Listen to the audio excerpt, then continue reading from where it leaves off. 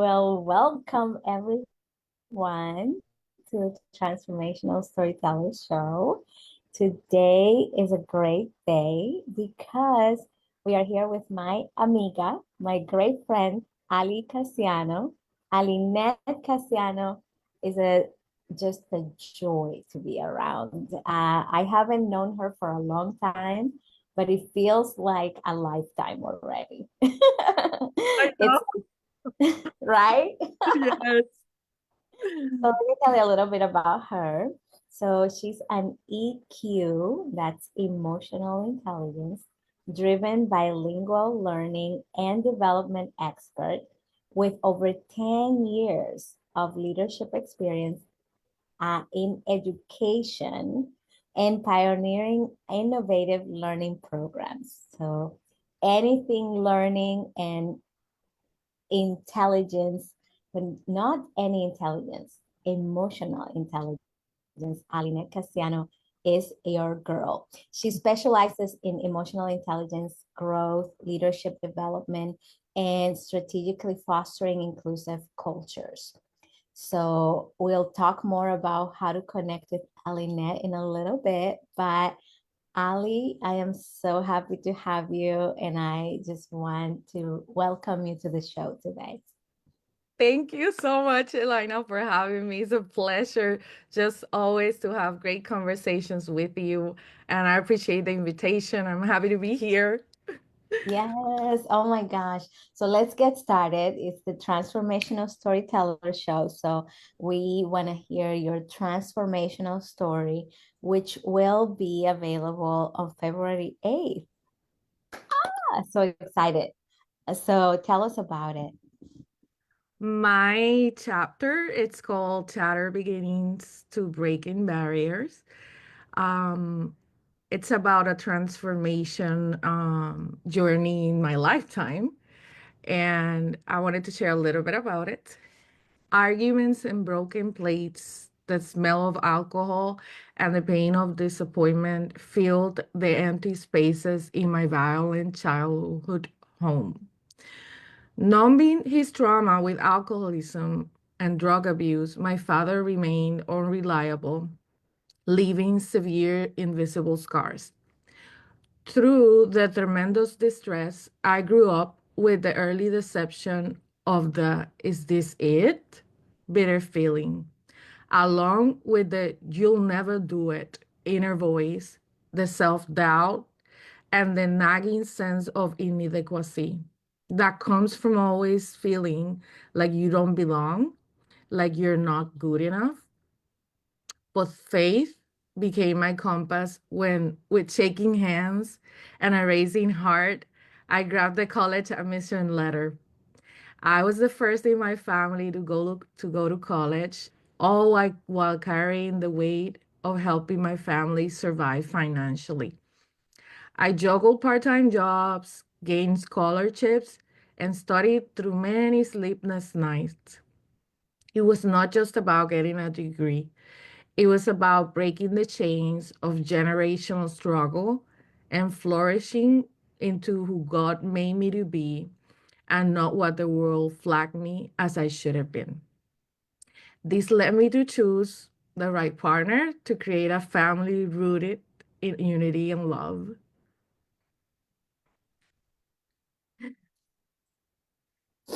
Oh, wow. Yes. Thank you for sharing that, Ali. Wow, that is amazing. And can you tell us why do you think it's important to tell our stories? I mean, that story is hard to tell. I agree, Elena.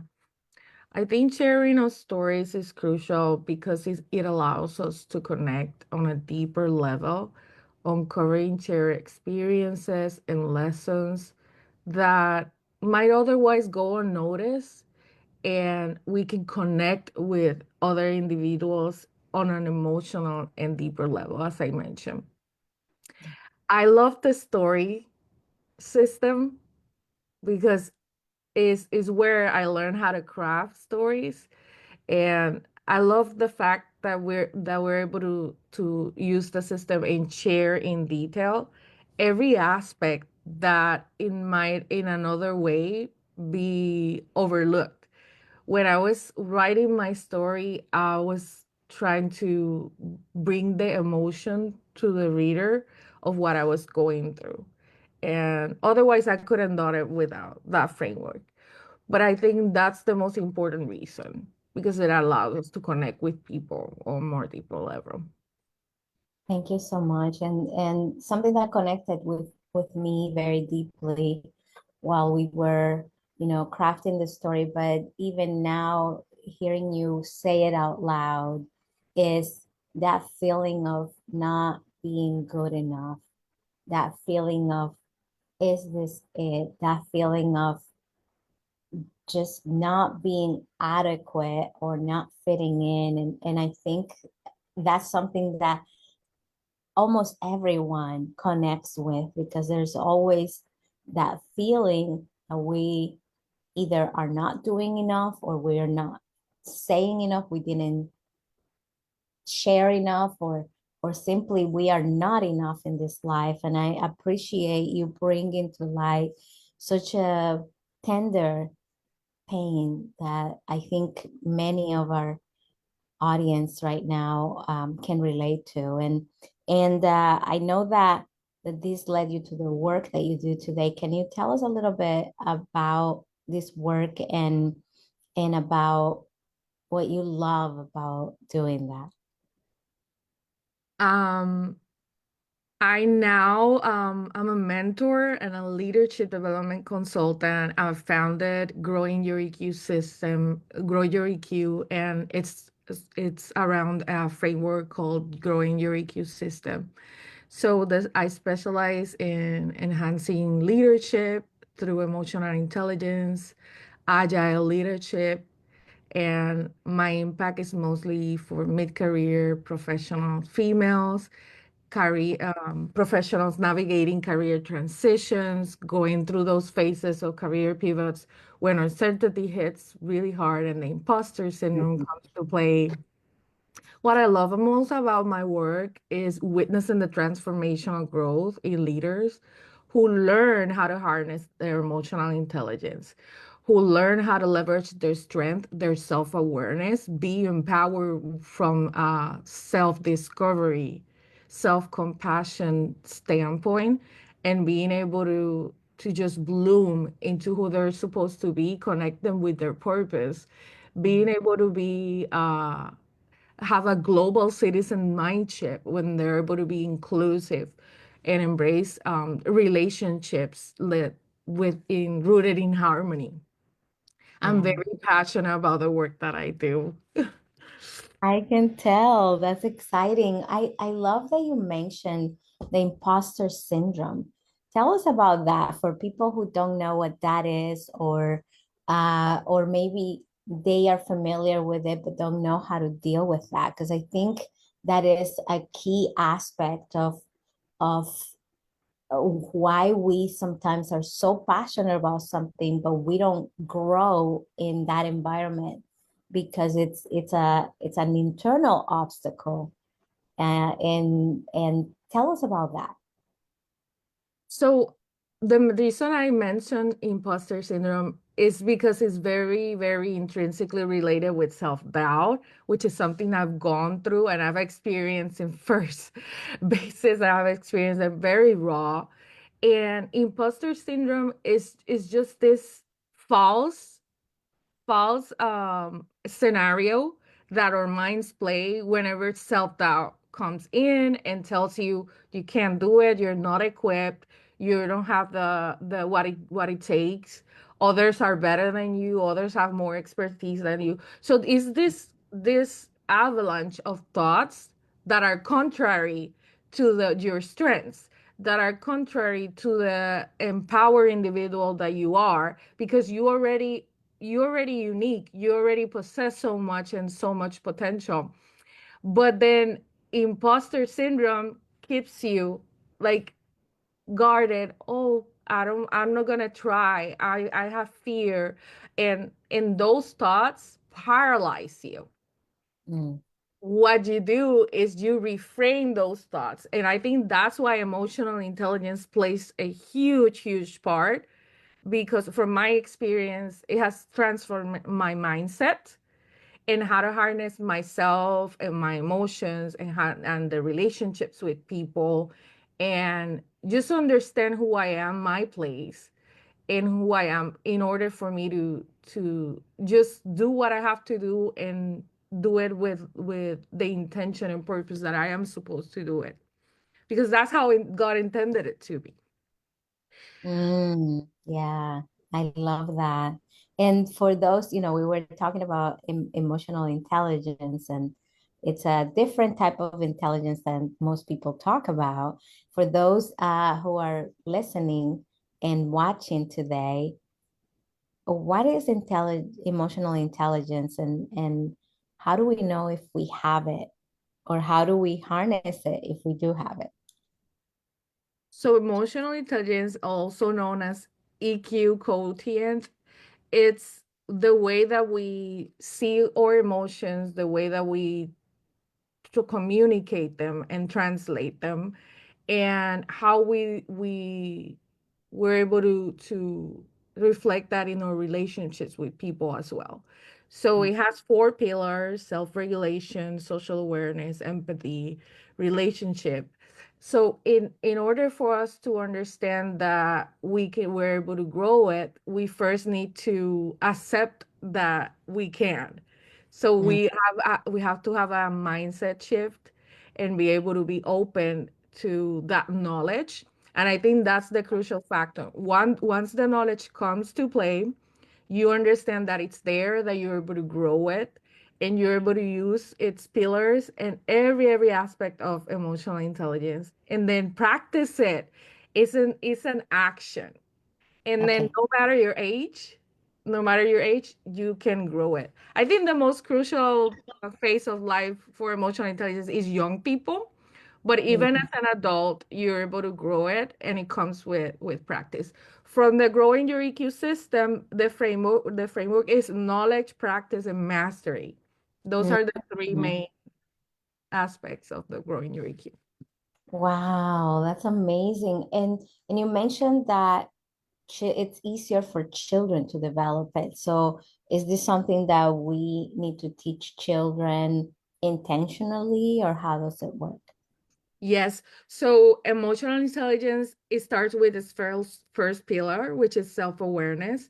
And if we're able to teach that, model it, and explain it, because it comes the trigger in order to grow it and actually action on its principles, it comes with knowing what it is, knowing how to use it, and applying it.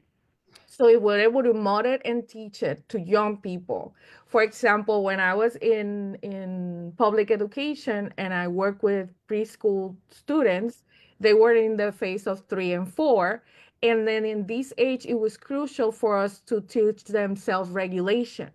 Is where Yeah. you see tantrums. Is where they lack of control. We even teaching them how to grab a spoon and eat by themselves, even at 3 and 4.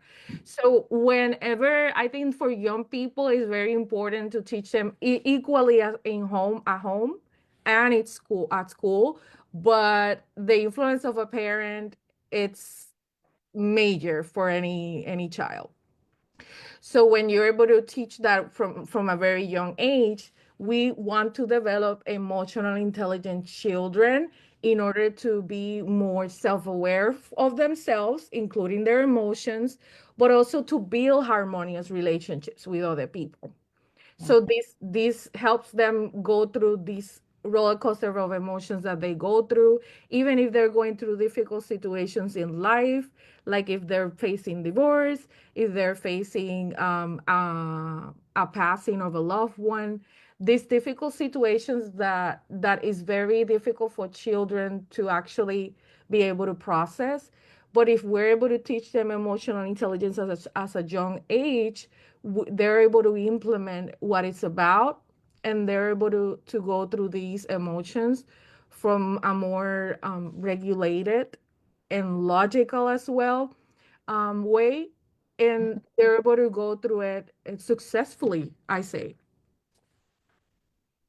Yeah, yeah, absolutely. I can see that. And I love that you mentioned model it, that as an aspect of that teaching. And so since you also work with leaders and you're very familiar with the corporate environment, how do you recommend that leaders model this emotional intelligence to their teams, and uh, how does that help? The corporate space is a great example of how to apply the principles and pillars of emotional intelligence in action. And I think it starts with self awareness, just as I was mentioning, the way you react to situations that actually shakes your character, shakes the way that you think, shakes the way that you feel. So you're shaped, and if you're able to not react in a negative way, and if you're able to reframe thoughts, and if you're able to regulate emotions, if you're able to put that in practice, then the logical aspect will flow, and you're able to cognitively stand out by the way that you handle these types of situations that shake you. And that examples of that, Elena, thank you for asking, could be conflict management. It could be stressors that actually trigger you. Actually, I was going through statistics, and 83% of employees in America are going through stress, and it's very, very detrimental. But if you're able to apply these pillars, if you're able to apply these principles, you're able to regulate the way that you think and act under these stressors and triggers, and you're able to stand out through any situation and come out actually as a victor, because since you're such in control, these situations don't change the outcome that you're going to create for yourself. You are in control, and I think that's powerful. I think that's Absolutely. powerful.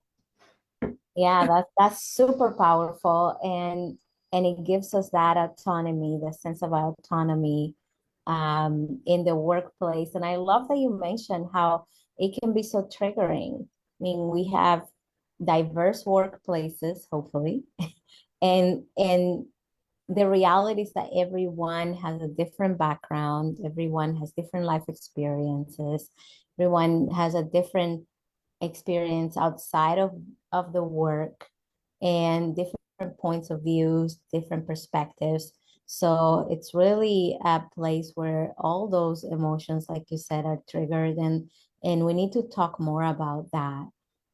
It is not a simple place where you go and complete a task or perform a duty. It's a place where you are a whole human with experiencing this range of emotions and relating to others. So I really love that you bring that into the light, and that you offer those tools to regulate and to create a more harmonious workplace. And with that being said, another question that I like to ask you is about what happens when leaders are not regulated, when they are not harnessing the power of emotional intelligence. What is that consequence, and in turn, what does the workplace look like when leaders are able to be emotionally intelligent and model that for their employees, for their teams, for their staff? Um, I for to answer the first part of your question, an environment of toxic culture when mistakes are flagged and pointed out, where learning is not welcome, where conflict is not managed, avoiding difficult conversations is the norm. And this negative culture leads to high turnover, Yeah. employee disengagement, low productivity, loss of ROI, because the people are the ones that drive the company. So you need to invest in the people, teaching them how to be more self-aware, training them in how to use the right language to deal with conversations, to talk to stakeholders. Because not Mm, all stakeholders have that high EQ, but you are going to model it whenever you're handling these conversations. yeah. And actually 90% of top performers in the workplace right now are the ones that have high EQ. So Mm, it's a huge part of being an employee that brings productivity into any company. And also, you mentioned the diverse workplace. Whenever you're dealing with multicultural, multi-diverse, general, multi-generations in the workplace, it is going to come down to conflict because we're dealing with different generations, different cultures, different ways, even different ways of how they speak, because even if we're talking all the English, the accent and certain words are not going to maybe come out the same way that you pronounce them.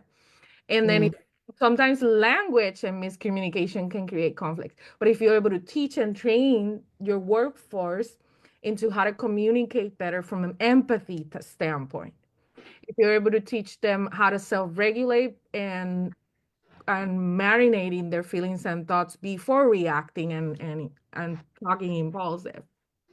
I think that's the secret sauce into a workplace culture success overall. I think it's all behind how to how do these individuals from these teams and leaders mostly, because they're the models. yeah. They're able to harness the power of emotional intelligence. I love it. I love it so much. And we are at time now. But before we move on, I have two last questions for you. Number one, what is one step that you hope that your audience takes after hearing your story today? And number two, how can they find you? I hope that they take away that each disappointment is a journey back to a new beginning. And when you open to possibilities with grace and faith, you create your own journey of redemption and growth. And they can find me in AlinnetteCasiano.com with two N's and two T's. And also, I'm available through LinkedIn. I'm active in the platform, and I'm happy to connect with you. It's linkedin.com/in/ Alinnette Casiano all together. Okay, that sounds amazing. So remember, AlinnetteCasiano.com. That's also be going to be in the show notes below so that you can connect with her and also do it on LinkedIn. And I really love that step that you shared with us today. We're going to turn those disappointments and deceptions into something that will lead us to success and to amazing cultures in our homes, in our schools, in our workplaces. Thank you, Alinnette. Thank you for being here. Te quiero mucho. You're so special to me. And I am just so grateful that you're in my life and that you're sharing your story and that we can work together to spread this message because it's a very important one that's gonna definitely change our world and transform our results. Bye, Thank you, everybody. Carolina. Thank you, darling. Bye, everyone. Stay safe. I love you. Bye.